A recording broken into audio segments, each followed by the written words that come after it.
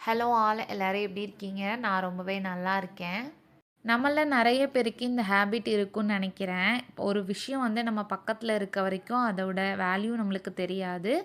But பார்த்தீங்கன்னா, அத விட்டு நம்ம தூரமா வந்ததுக்கப்புறம் தான் அதோட வேல்யூ தெரியும் அப்படின்னு சொல்லிட்டு நான் நெறைய டைம் வந்து ஃபீல் பண்ணியிருக்கேன். ரீசன்ட் வீடியோஸில் நான் வந்து ஷேர் பண்ணியிருக்கேன். என்னோடய ஊர் பார்த்திங்கன்னா திருச்செந்தூர் அப்படின்னு சொல்லிட்டு.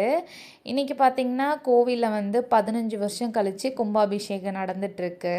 இந்த உலகத்தில் ஒவ்வொரு இடத்துல இருந்தும் நிறைய பேர் கோவிலுக்கு வந்திருப்பாங்க. பட் என்னோட நேட்டிவ் பிளேஸ்க்கு என்னால் போக முடியலன்றதை நினைக்கும் போது ரொம்ப வருத்தமாக இருக்குது.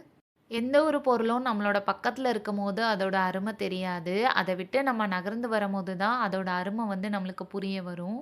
நேர்ல தான் போக முடியல. டிவிலயாவது பார்க்கலான்னு சொல்லிட்டு, இன்னைக்கு காலையிலருந்தே டிவிய தான் போட்டு கும்பாபிஷேகம் நடக்கிறதெல்லாம் பார்த்துக்கிட்டு இருந்தேன். என்னதான் டிவில போட்டாலும் நேர்ல பார்க்குற மாரி இருக்காது. பட் இருந்தாலும் மன வருத்தத்தோட இன்னைக்கு சமையல் கட்டுல புகுந்து சமையல் செய்ய ஆரம்பிச்சாச்சு. இன்னைக்கு ரொம்பவே சிம்பிளான சமையல் தான். இன்னைக்கு அரிசி பருப்பு சாதம் பண்ணிட்டு, காலிஃப்ளவர் இருந்துச்சு வீட்ல. அத வந்து சில்லி மாரி போட்டுட்டேன். கோயம்புத்தூர் வந்ததுக்கு அப்புறம் தான் அரிசி பருப்பு சாதம் எப்படி பண்ணுறதுன்னு சொல்லிட்டு நான் கற்றுக்கிட்டேன். எங்கள் ஊர் சைட்லாம் பார்த்தீங்கன்னா, இந்த கூட்டாஞ்சோறு தான் பண்ணுவாங்க. 2க்குமே பெரிய டிஃப்ரென்ஸ்லாம் கிடையாது. அதில காய் எல்லாமே நெறைய போடுவாங்க. இதில காய் போட மாட்டாங்க. என்ன பொறுத்தவரைக்கும் அவ்வளோதான் டிஃப்ரெண்ட்டு. உங்கள்ல எத்தன பேருக்கு கூட்டாஞ்சோறு ரொம்ப பிடிக்கும்? கூட்டாஞ்சோற வந்து நீங்க வந்து சாப்ட்டுருக்கீங்களா? இல்லையா? இல்ல இந்த வேர்ட வந்து நீங்க கேள்விப்பட்டுருக்கீங்களா? இல்லையான்னு சொல்லிட்டு மறக்காம என்னோட கமெண்ட் பாக்ஸ்ல வந்து கமெண்ட் பண்ணுங்க. இன்னைக்கு என்னோட ஸ்டைல்ல அரிசி பருப்பு சாதம் எப்படி பண்ணேன்னு சொல்லிட்டு பார்த்துரலாமா? குக்கர்ல ஆயில் சேர்த்துட்டு கடுகு, மிளகு, ஜீரகம், கருவேப்பிலை, சின்ன வெங்காயம், தக்காளி, ஒரு கையளவுக்கு பூண்டு எடுத்திருக்கேன். காரத்துக்காக நான் இன்னைக்கு வரமிளகா, பச்சை மிளகாய் 2யுமே எடுத்து நல்லா எண்ணெயில நல்லா வதக்கி விட்டுக்கலாம். இது கூட தேவையான அளவுக்கு உப்பையும் சேர்த்துட்டு கொஞ்சமாக மஞ்சத்தூள் ஆட் பண்ணிக்கிறேன். உங்களுக்கு தேவைப்பட்டால் நீங்கள் கொஞ்சமாக சாம்பார் தூள் கூட ஆட் பண்ணிக்கலாம். இப்போ தேவையான அளவுக்கு தண்ணி சேர்த்துட்டு, ஊற வச்சிருக்க அரிசி பருப்பையும் சேர்த்துட்டு, கொஞ்சமா கொத்தமல்லி தழை தூவிட்டு, குக்கர்ல ஒரு 4 விசில் கழிச்சு ஓப்பன் பண்ணிக்கோங்க. இப்போ சாப்பாடு நல்லா உதிரி உதிரியா சூப்பரா ரெடியா இருக்கும். நான் இன்னைக்கு மஞ்சத்தூள் மட்டும் கொஞ்சம் கம்மியா சேர்த்துருந்தேன். ஆனா டேஸ்ட் ரொம்பவே நல்லா வந்திருந்தது. இன்னைக்கு பார்த்தீங்கன்னா, ரொம்பவே மைண்ட் அப்செட்டா இருந்ததுனால, ஒன் பாட் ரைஸ் தான் பண்ணியிருந்தேன். மோஸ்ட்லி பார்த்தீங்கன்னா, நான் வந்து இந்த மாதிரி மூட் ஸ்விங்கா இருக்கும்போதெல்லாம், இந்த மாதிரி ஒன் பாட் ரைஸ் தான் வந்து மேக்ஸிமம் நான் பண்ணுவேன். குழம்பு வந்து எனக்கு வைக்கவே பிடிக்கவே பிடிக்காது. உங்கள்ல எத்தனை பேருக்கு இந்த மாதிரி மைண்ட் அப்செட்டா இருக்க டைம்லலாம் குழம்பு வைக்கிறதுக்கு பிடிக்காது, ஒன் பாட் ரைஸ் தான் பண்ணுவீங்க அப்படின்னு சொல்லிட்டு, மறக்காம கமெண்ட் பண்ணுங்க. இன்னைக்கு காலிஃப்ளவர் கட் பண்ணும்போது தான் எனக்கு ஒரு விஷயம் வந்து மைண்டில் வந்து ஓடிட்டே இருந்தது. அது சரியா தப்பான்னு சொல்லிட்டு எனக்கு தெரியல. இன்னைக்கு காலிஃப்ளவரில் வந்து நெறைய புழு இருந்துச்சு. இத பார்க்கும்போது எனக்கே வந்து ஒரு நிமிஷம் வந்து, "என்னடா இப்படி இருக்கே!" அப்படின்ற மாரி இருந்துச்சு. அதுக்கப்புறம் அது எல்லாத்தையும் நல்லா வாஷ் பண்ணிட்டு, நம்ம ஹாட் வாட்டர்ல போட்டு தானே செய்ய போறோம் அப்படின்னு சொல்லிட்டு ஒரு தைரியத்தில வந்து நான் இன்னைக்கு செஞ்சேன்.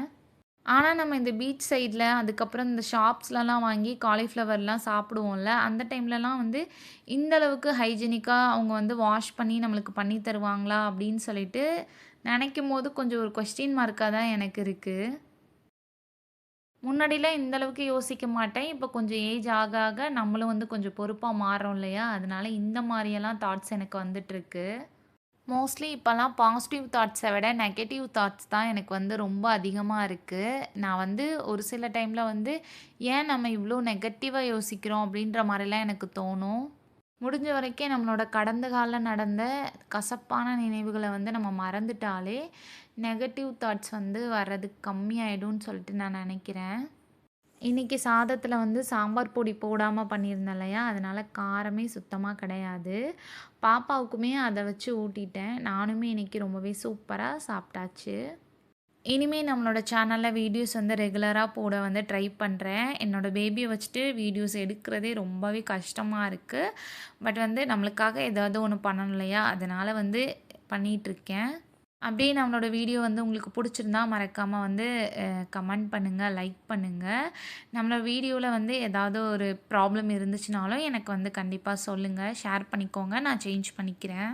நெறைய பேர் நம்மளோட சேனல சப்ஸ்கிரைப் பண்ணாம பார்த்துட்ருக்கீங்க. ப்ளீஸ் சப்ஸ்கிரைப் பண்ணிட்டு பாருங்க. உங்களோட லவ் அண்ட் சப்போர்ட்க்கு ரொம்பவே தேங்க்ஸ். தொடர்ந்து நம்மளோட சேனல பாருங்க. அப்படியே திருச்செந்தூர் முருகன் கோயிலுக்கு எத்தனை பேர் வந்திருக்கீங்க? உங்க எத்தனை பேருக்கு இந்த கோயில பார்க்கணும்னு சொல்லிட்டு ரொம்ப ஆசை அப்படின்னு சொல்லிட்டு, மறக்காம என்னோட கமெண்ட் பாக்ஸ்ல வந்து கமெண்ட் பண்ணுங்க. இதே மாதிரி இன்னொரு வீடியோல நான் உங்கள மீட் பண்றேன்.